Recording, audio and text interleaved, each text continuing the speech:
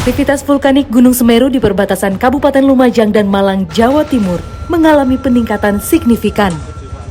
Terhitung sejak Rabu 19 November, statusnya dinaikkan ke level tertinggi, yakni level 4 atau awas. Kenaikan status dipicu oleh erupsi yang meluncurkan awan panas dengan jarak luncur tercatat 5,5 hingga 13 km mengarah ke kawasan Besuk Kobokan. Berdampak langsung pada 3 desa, yaitu Supit Urang, Oro-Oro Ombo, dan Penanggal. Sedikitnya 300 warga telah dievakuasi. Erupsi Gunung Semeru juga menutup total kegiatan pendakian di kawasan Taman Nasional Bromo Tengger Semeru atau TNBTS. Dilaporkan sebanyak 178 orang masing-masing dari pendaki, petugas, porter, dan tim dari Kementerian Pariwisata sempat tertahan termasuk Ranu Kumbolo. Pemerintah Kabupaten Lumajang telah menetapkan status tanggap darurat selama 7 hari, setidaknya hingga 26 November 2025 untuk mengoptimalkan penanganan darurat bencana.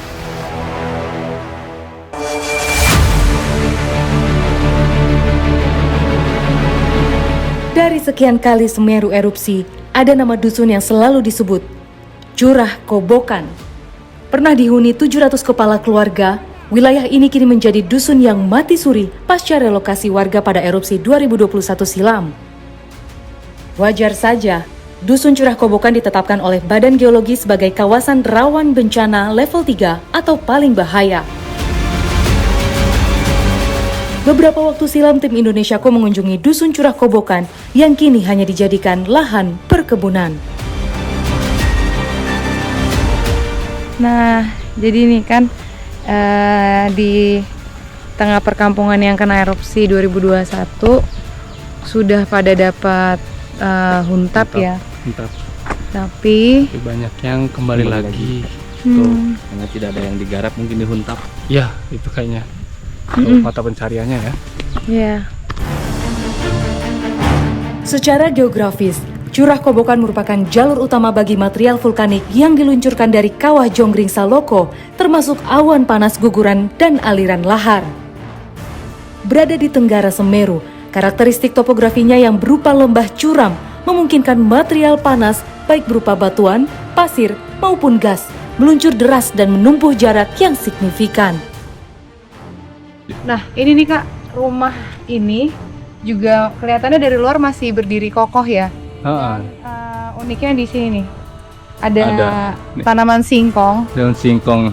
Ini emang sengaja ditanam kayaknya sama di sana ada kebunnya ya. Di sebelahnya ya ada kebun juga. Jadi kayaknya ini pemilik rumahnya masih sering bolak-balik datang ke sini ya. Pilihan warga yang memilih berladang di Curah Kobokan memang tak sepenuhnya bisa disalahkan. Endapan vulkanik yang kaya mineral, meskipun berbahaya saat menjadi lahar, pada akhirnya akan menyuburkan tanah di area hilir ketika material tersebut menyatu dengan tanah. Yang akhirnya menjadikannya lahan pertanian produktif dalam jangka panjang. Nah, ini bagian belakang rumah Pak Umar ya Pak? Iya, bagian belakang. Oke, ini ada hewan ternak ya Pak, kambing. Di sebelah sini ada ayam. Kalau punya uang kan dibenarkan kan ya. Ini ditambal-tambalin. Oh gitu. Nah ini salah satu temuan baru juga ya Pak. Ternyata kembali ke sini selain untuk ya sumber penghasilan dari pertanian atau peternakannya. Nah ini ada juga yang seperti Pak Umar, yaitu membetulkan bagian rumahnya yang sempat hancur karena erupsi Semeru 2021 gitu. Jadi asbesnya ditambahin ya Pak ya. Kayak gitu dibaikan. Dibenahi. Kenapa Pak? Kenapa Bapak memperbaiki rumah yang sebetulnya kan sudah tidak ditinggali lagi gitu? Duh kan saya kalau kerja di sini kan nginep itu kan kalau kebocoran ada hujan itu kemana saya? Gitu. Kan gitu Oke. Karena Bapak masih sering pulang ke sini nginep gitu ya. Jadi supaya untuk tempat berteduh ya Pak dari hujan panas. Oke. Karena itulah, walau beresiko, beberapa warga nekat kembali aktif untuk berladang. Bahkan ketika mereka sudah direlokasi ke hunian tetap. Iya tetap di kono, aku mangisu mek rene ngiwangi tuli totolan. Engko lek gak ambek golek totolan ini mangan opo nek kono. Gak duwe penggawean. Berarti nek kono gak ono sing iso ditandur. Gak ono. Ya lek wong sing cedhek, di omahe cedhek, titik kene ditanduri. Di omahku ciut di D1 nomor 14.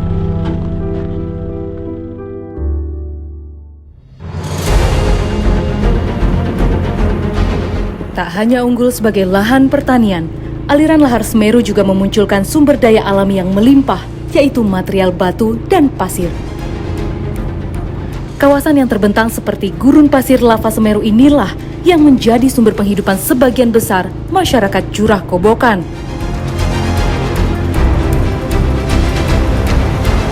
Di sini tuh masih banyak warga yang menambang pasir gitu. Ya, soalnya buat makannya carinya di sini. Bisa Pak? Ya, makanya berat.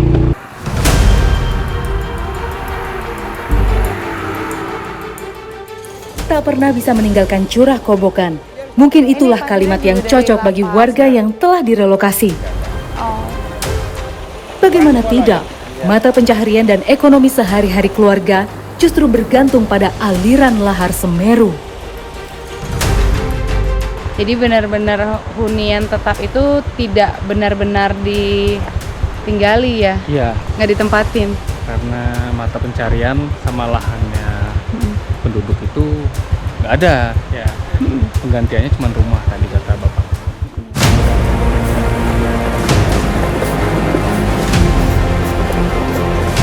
Mas, pulang ke Huntap atau gimana Mas Amin? Pulang. Oh. Tiap hari pulang ke Huntap. Oh gitu. Kalau kerja dari jam berapa sampai jam berapa? Jam 6 sampai sore nanti. Oh gitu. Iya. Mas nggak takut? Enggak, udah biasa. Dalam sehari, buruh pasir bisa mendapatkan upah 50-100 ribu tergantung material yang mereka dapatkan. Angka yang terbilang kecil, mengingat resiko yang harus mereka hadapi setiap saat.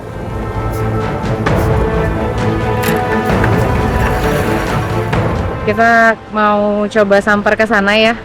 Salah satu yang orang di sini lagi mengambil pasir. Jadi ini lokasinya selurusan sebetulnya sama Semeru di belakang kita. Sayangnya lagi mendung, jadi Semerunya ketutup awan. Di sini tuh dulu lokasi yang paling banyak memakan korban. Karena banyaknya penambang pasir tradisional di sini. Ya, waktu ada peristiwa erupsi. Nah, sekarang saya mau coba samper. Halo, Pak. Ya, Selamat siang. Selamat Aduh, maaf. siang Dengan Pak siapa, Pak? dengan Pak Nur Hamsi. Pak Nur Samsi. Ini kan sungai aliran utama yang dari Gunung Semeru.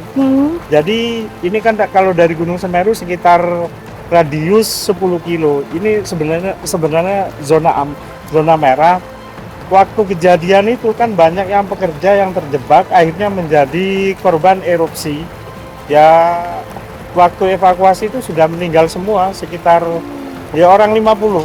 Waktu itu dari petugas sebelum lahar dingin datang itu disuruh naik. Tapi warga itu kan ingin menyaksikan fenomena alam yang nggak pernah terjadi. Jadi akhirnya bersamaan dengan datangnya lahar dingin, nggak taunya di belakang itu ada awan panas. Akhirnya orang-orang yang terjebak di sungai itu menjadi korban. Menyelamatkan ibunya tapi tidak mampu, tapi kena abu panas itu, entah tak tahu lagi gimana lah.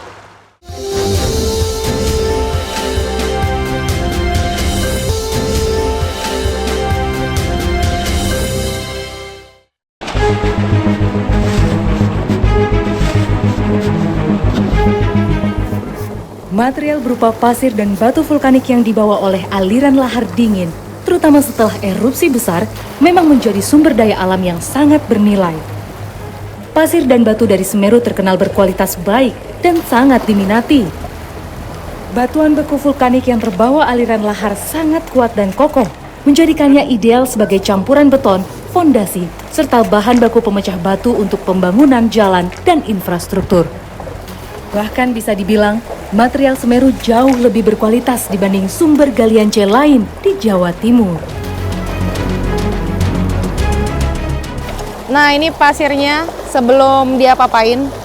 Jadi kan kalau prosesnya itu ada dihaluskan, lalu disaring. Tapi dari sananya, pasir ini dari alamnya memang sudah bagus karena merupakan lava Semeru dari pembentukan lahar dingin. Nah, warga di sini memanfaatkannya untuk dijual supaya bisa diolah lagi sebagai material bahan bangunan. Ya, keluhan nyata dari masyarakat penyintas erupsi Semeru adalah hilangnya sumber penghasilan. Hal inilah yang memicu sebagian besar warga kembali mendatangi zona merah yang berjarak 8 km dari rumah mereka sekarang. Nah, istirahat dulu ya, Pak. Sini, Pak. Duduk. Capek. Waktu itu Bapak bisa selamatnya gimana, Pak? Ya ada di dalam rumah, tapi sebelum itu nggak ambruk. Rumahnya belum Sebelum ambruk. rumah ambruk, Bapak sudah lari? Iya, lari. Oke. Seluruh anggota keluarga selamat atau gimana, Pak? Ada yang jadi korban satu, membantu saya. Menantu? Iya, Korban meninggal? iya meninggal. Itu kok bisa menantunya waktu itu? Gimana ceritanya, Pak? Boleh diceritakan nggak? Ibunya itu kan sakit, Ya. tidak bisa lari. Oke. Nah, itu. Jadi ibunya Menyelamatkan ibunya, tapi tidak mampu. Tapi kena abu panas itu. Tak tahu lagi gimana lah. Kehilangan keluarga gitu. Kalau masih bertani ya untungnya bertani, bisa tidak beras itu nggak beli gitu. Kalau sekarang ya cukup buat makan lah. Ini katanya jalur yang udah selurusannya Semeru ini Iya, ya, Pak ya? iya. Di sini kan. Loh, sudah tahu seperti itu, Bapak malah bekerja di sini, apa Bapak nggak trauma atau punya kekhawatiran gitu? Sebenarnya ya trauma karena tidak ada jalan lain. Satu-satunya ya ini saya jalani. Semoga selamat.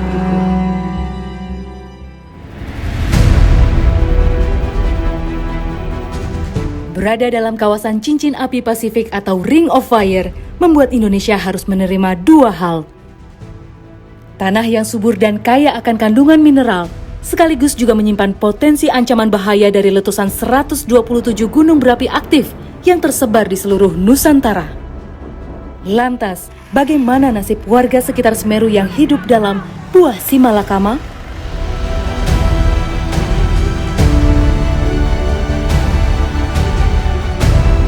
Sampai berita ini ditulis, erupsi Semeru masih mengancam warga sekitar. Setidaknya 200 rumah rusak berat dan ratusan ternak mati terkena awan panas.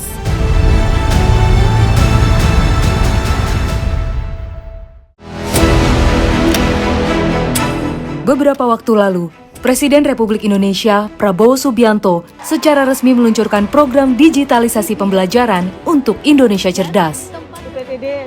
Diikuti secara daring oleh 1.300 lebih sekolah dari 38 provinsi, program ini digadang-gadang menjadi langkah besar menuju pemerataan layanan pendidikan digital di seluruh Indonesia. Dengan teknologi papan interaktif digital, pemerintah berharap siswa bisa belajar dengan gembira, penuh semangat, sekaligus meningkatkan capaian pembelajaran. Tapi, ada cerita berbeda di beberapa sudut Indonesia.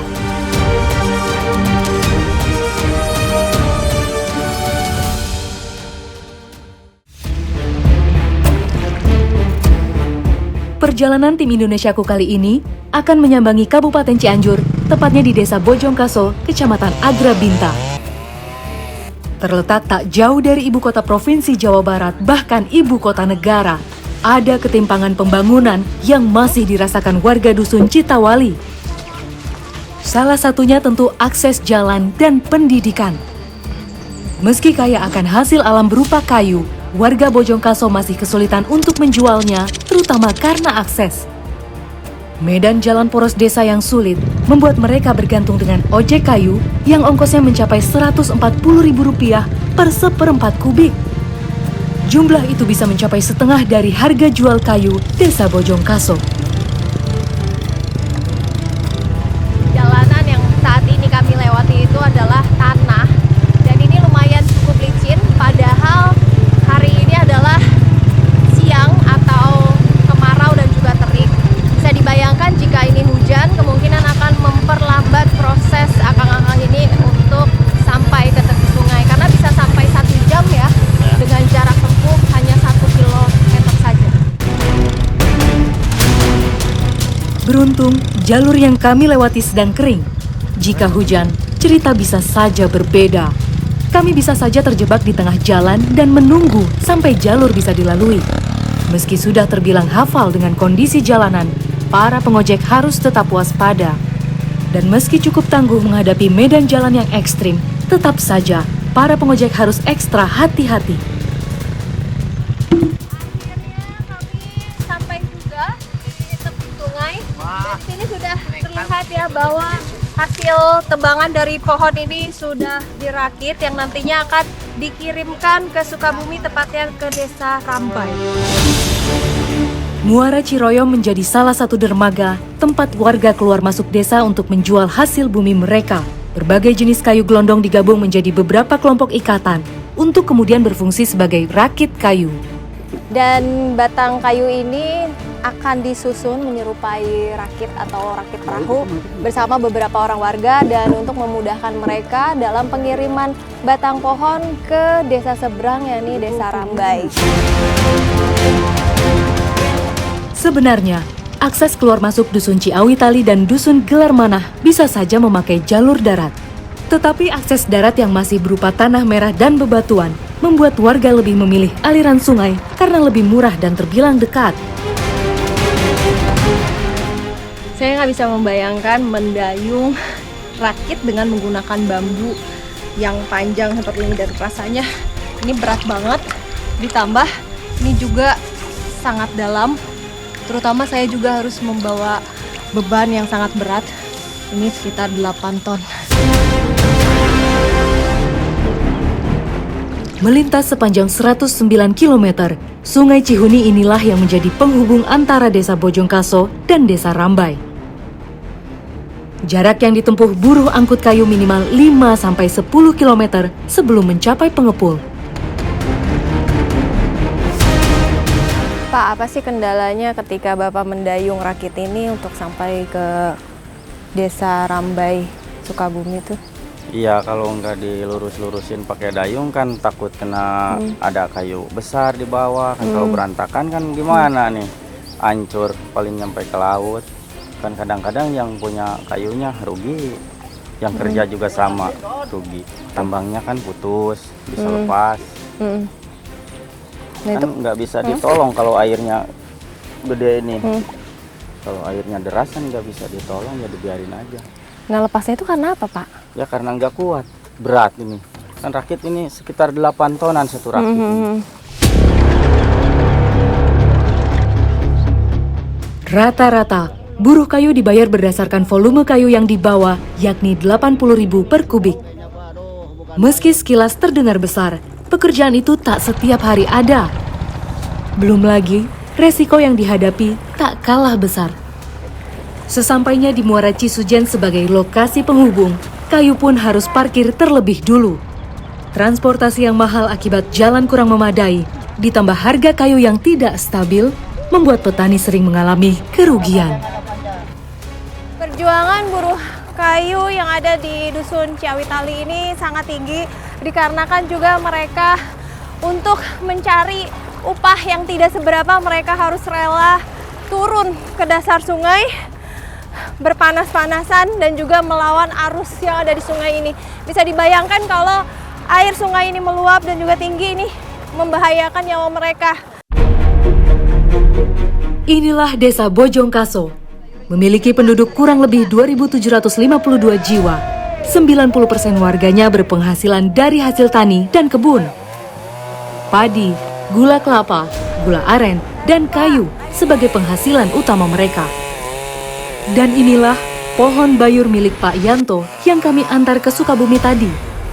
Pohon bayur ini ditanam secara tumpang sari di antara pohon lainnya. Nah, kita harus hati-hati banget ketika penebangan pohon bayur ini, karena memang pohonnya itu tingginya cukup panjang, lebih dari 12 meter, jadi harus menjaga jarak yang sangat aman. Pohon bayur atau wadang termasuk jenis pohon penghasil kayu pertukangan berkualitas baik setelah jati, ulin, merbau, dan sonokeling. Memiliki batang yang tinggi hingga mencapai 45 meter dengan diameter batang bisa mencapai 1 meter.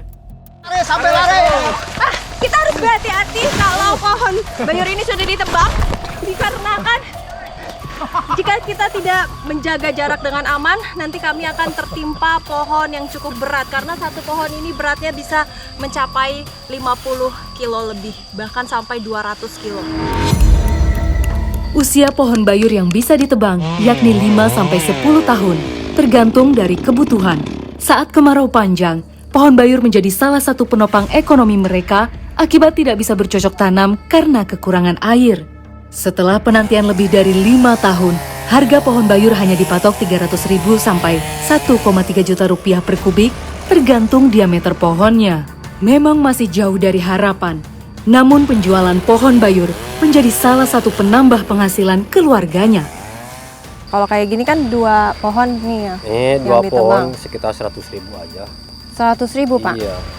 Nah itu kan prosesnya kan, proses perjalanannya. Gitu. ya kan 5 tahun sekali kan, bisa dibilang itu nggak untung ya Pak, Iya, sebenarnya ya. Boro-boro untung gitu. Tapi kan kalau misalnya dijual di Jakarta gitu, udah menjadi furnitur itu bisa sampai jutaan. Sampai Padahal jutaan. yang dipakai cuma misalnya satu pohon 2 meter ini. Iya. Nah itu Bapak nggak mau menjual lebih tinggi kah, atau memang pasarannya segitu Pak? Emang pasalnya segitu, jadi saya minta kepada pemerintah, mohon ya supaya jalan ini bisa diperbaiki, supaya penjualan petani di sini, masyarakat di sini bisa agak mahal, bisa agak menambah mencukupi kebutuhan masyarakat di sini, gitu aja Bu. Sudah 80 tahun Indonesia merdeka. Namun ironisnya, kehidupan para siswa Dusun Ciawitali dan Dusun Gelar Manah masih jauh dari harapan. Gedung sekolah yang rusak dan tenaga pengajar yang tidak mencukupi terpaksa membuat mereka harus belajar di bawah tenda.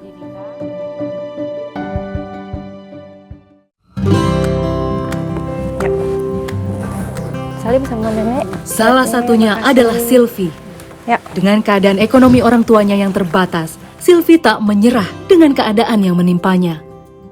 Semangat belajar untuk menuntut ilmu terpancar di wajahnya. Generasi penerus yang akan memajukan bangsa dan negara harusnya berhak mendapatkan akses pendidikan yang memadai dan berkualitas. Namun sayang, proses belajar para siswa Dusun Ciawitali dan Dusun Gelar Manah masih jauh dari kata layak. Kondisi jalan rusak membuat mereka terpaksa berjalan kaki hingga 2 jam lamanya. Di mana sekolah kamu? Di sini. Ini sekolahnya. Waduh, perasaan kamu gimana Silvi? Sekolah yang nggak ada atap gini. Iya sedih kan, suka hujan gitu, kan itunya bocor gitu. Kalau terik matahari kan panas gitu, udah jam 10 ke atas panas gitu. Nah terus kenapa alasan Silvi masih mau tetap sekolah? Karena mau menggapai cita-cita saya. Emang Silvi mau jadi apa? Mau jadi dokter. Sungguh prihatin, para siswa harus belajar jadi satu di bawah tenda akibat bangunan sekolah mereka roboh. Sekolah negeri yang dibangun pada tahun 1979 ini sebenarnya sudah tak layak untuk proses belajar mengajar. Awalnya, SD ini dibangun dengan 5 ruang, namun tahun 2018, 3 ruang roboh. Dan pada tahun 2024, 1 ruang roboh lagi. Ironisnya, hingga saat ini belum dibangun kembali. Sekarang saya ada di kelas 4, 5, dan juga 6. Tetapi dari sini saja saya sudah mendengar kelas yang dari 1, 2, 3 dan ini juga amat mengganggu konsentrasi saya, apalagi khususnya untuk anak-anak yang lagi belajar di sini. Sebenarnya tak hanya SD Negeri Ciawitali, SD Negeri Budi Setra yang berada di Desa Bojongkaso pun juga sangat memprihatinkan. SD yang dibangun tahun 1972 ini, kondisinya juga tak layak untuk proses belajar dan mengajar. Kondisinya sudah rusak dan para murid pun juga terpaksa belajar di tenda. Namun para siswa tak punya pilihan lain. SD Negeri Ciawitali dan SD Negeri Budi Setra adalah satu-satunya sekolah yang terdekat. Nah, Ibu gimana Bu perasaan Ibu untuk anak-anak ketika mengajar seperti apa Bu? Saya sedih sekali karena kondisi mengajar seperti ini di bawah tenda. Rasanya gersang. Kalau udah jam 9 ke jam 12, jam 11 sudah pulang. Karena rasanya gersang. Panas gitu Ya, panas. Ibu. Nah, kira-kira Ibu mengalami kesulitan apa lagi Bu ketika proses mengajar Bu? Tempatnya seperti menata bangku banyak yang goyang. Anak-anak susah untuk menulis. Kemudian papan tulis seperti ini susah. Kira-kira apa sih Bu yang Ibu harapin khususnya buat anak-anak dan juga kepada pemerintah gitu Bu? Kepada pemerintah mohon segera dibangun lagi karena saya belajar susah. Susah dalam artian apa Bu? Dalam mengajar, anak-anak tidak konsentrasi. Kalau misalkan masuk ke dekat, kalau dari sini kita 50 kilo lebih, kalau dari sini jalannya yang rusak parah seperti ini.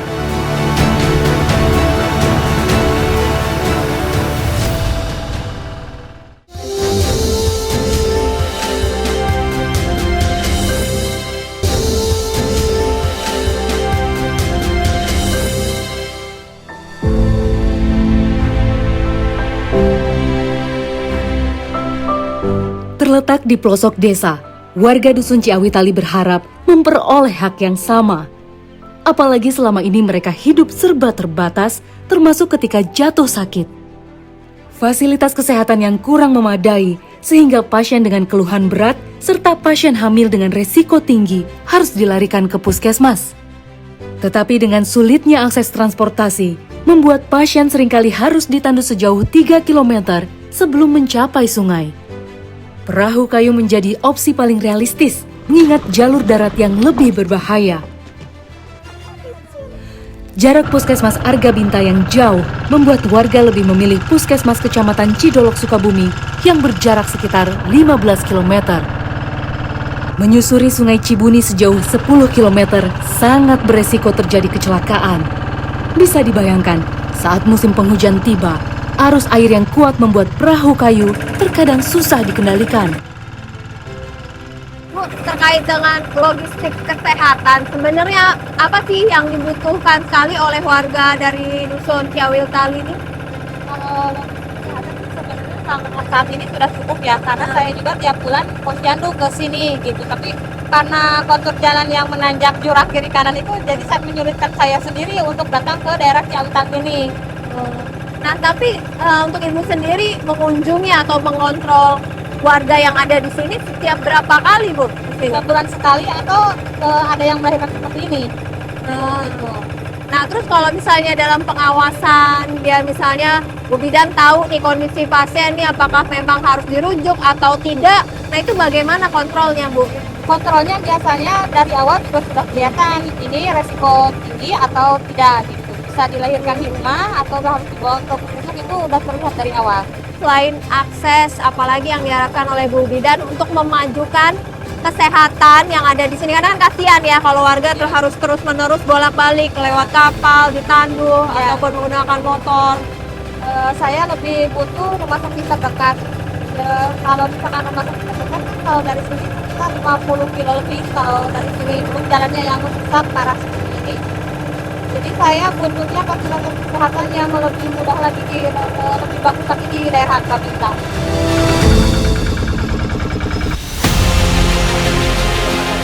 Pendidikan berkualitas adalah pendorong utama mobilitas sosial dan perataan ekonomi. Tanpa akses yang setara, ketimpangan ekonomi akan terus diwariskan dari satu generasi ke generasi berikutnya. Semoga masalah pendidikan benar-benar menjadi prioritas pemerintah agar slogan Indonesia Cerdas tak jadi jargon semata.